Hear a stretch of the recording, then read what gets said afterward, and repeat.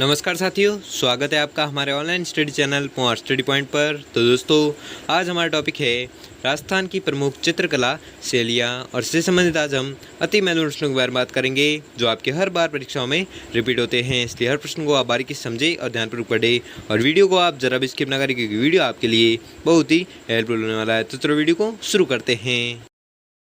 तो आपका पहला सवाल है कि सुप्रसिद्ध बनी ठनी किस शैली से संबंधित है? तो यह संबंधित है किशनगढ़ शैली से। ठीक है, किशनगढ़ शैली से कौन संबंधित है? तो सुप्रसिद्ध बनी ठनी संबंधित है।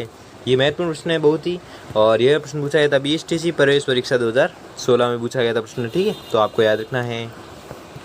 अगला सवाल है गोपाल उदय हुक्मा जीवन चित्रकला की किस शैली से संबंधित है? तो यह संबंधित है आमेर जयपुर शैली से। ठीक है, आमेर जयपुर शैली से कौन संबंधित है? तो आपको याद रखना है गोपाल उदय और हुक्मा। अगला सवाल है सीताराम बदन सिंह और नानकाराम चित्रकार चित्रकला की किस शैली से संबंधित थे? तो यह संबंधित थे किशनगढ़ शैली से। ठीक है, किशनगढ़ शैली से कौन संबंधित थे? तो आपको याद रखना है सीताराम बदन सिंह और नानकाराम संबंधित थे। अगला सवाल है कि कोटा चित्रकारी शैली की विषय वस्तु मुख्यतः है। तो क्या है? शिकार के दृश्य। ठीक है, शिकार के दृश्य है जो कोटा चित्रकारी शैली की विषय वस्तु है। और यह प्रश्न पूछा गया था लैब असिस्टेंट परीक्षा 2016 में पूछा गया था प्रश्न। ठीक है, तो आपको याद रखना है। अगला सवाल है कि निम्नलिखित में से कौन सी राजस्थानी चित्रकला की विशेषता नहीं है? तो है लोक जीवन के चित्रण का उपेक्षापूर्ण अभाव। ठीक है, लोक जीवन के चित्रण का उपेक्षापूर्ण अभाव यह जो विशेषता है जो राजस्थानी चित्रकला की विशेषता नहीं है। कौन सी? लोक जीवन के चित्रण का उपेक्षापूर्ण अभाव। ठीक है, और यह प्रश्न पूछा गया था हाईकोर्ट क्लर्क परीक्षा 2016 में पूछा गया था प्रश्न। ठीक है, तो आपको याद रखना है। अगला सवाल है कि राजपूत चित्रकला परंपरा में मुख्यतः निम्न से प्रेरणा प्राप्त की है। तो यह की है इनमें से सभी। ठीक है, प्रकृति, देवत्य, चांदनी, नृत्य, संगीत, कथा, महाकाव्य, पुराण कथा और दंत कथा, इन सभी से प्रेरणा प्राप्त की है। ठीक है, किन्होंने? राजपूत चित्रकला परंपरा में। ठीक है, राजपूत चित्रकला परंपरा में मुख्यतः इन सभी में से प्रेरणा है जो प्राप्त की है। और ये भी वेरी मोस्ट इम्पोर्टेंट क्वेश्चन है, और यह प्रश्न पूछा गया था जेल प्रहरी परीक्षा 2016 में पूछा गया था प्रश्न। ठीक है, तो आपको याद रखना है। अगला सवाल है कि राजस्थानी चित्रकला जिसमें पशु पक्षियों का श्रेष्ठ चित्रण हुआ है।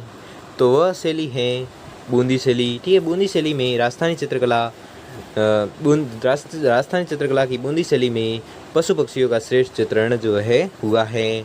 और यह भी वेरी मोस्ट इम्पोर्टेंट प्रश्न है, और यह प्रश्न पूछा गया था वन रक्षक परीक्षा 2016 में पूछा गया था प्रश्न। ठीक है, तो आपको याद रखना है। अगला सवाल है कि सम्मानाथा, छज्जू और सेफू चित्रकला की किस शैली से संबंधित चित्रकार है? तो यह संबंधित है जोधपुर शैली से। ठीक है, जोधपुर शैली से संबंधित चित्रकार कौन कौन से है? तो आपको याद रखना है वह है सम्मानाथा, छज्जू और सेफू। ठीक है, ये चारों चित्रकार हैं जो जोधपुर शैली से संबंधित है।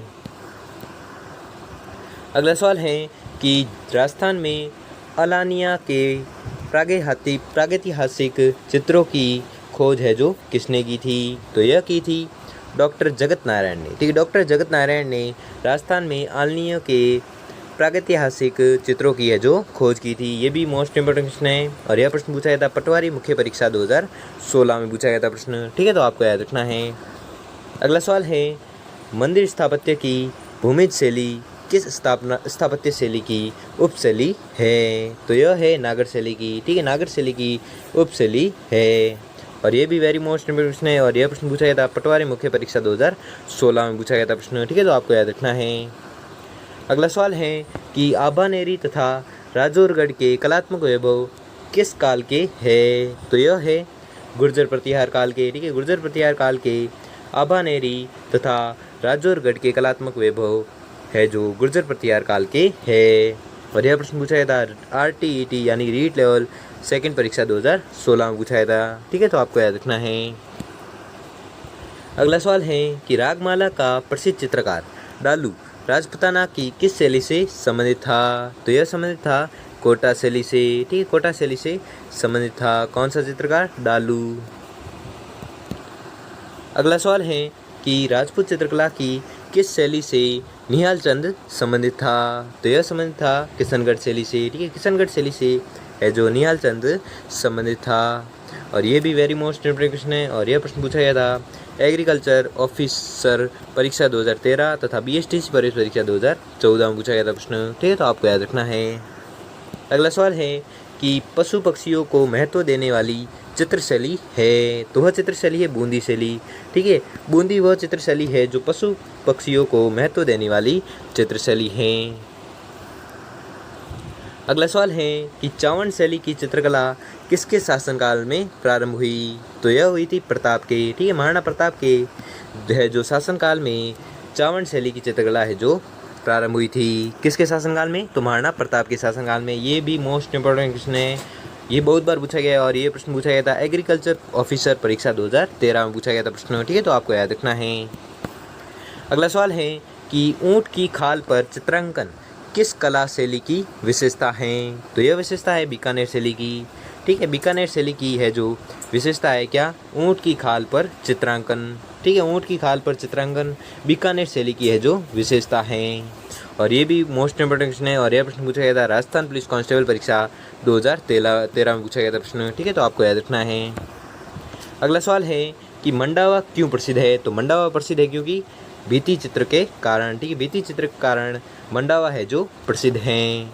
और यह भी प्रश्न पूछा गया था राजस्थान पुलिस कांस्टेबल परीक्षा 2010 में पूछा गया था प्रश्न। ठीक है, तो आपको याद रखना है। तो दोस्तों, आपको वीडियो कैसा लगा हमें कमेंट बॉक्स में कमेंट करके ज़रूर बताएं।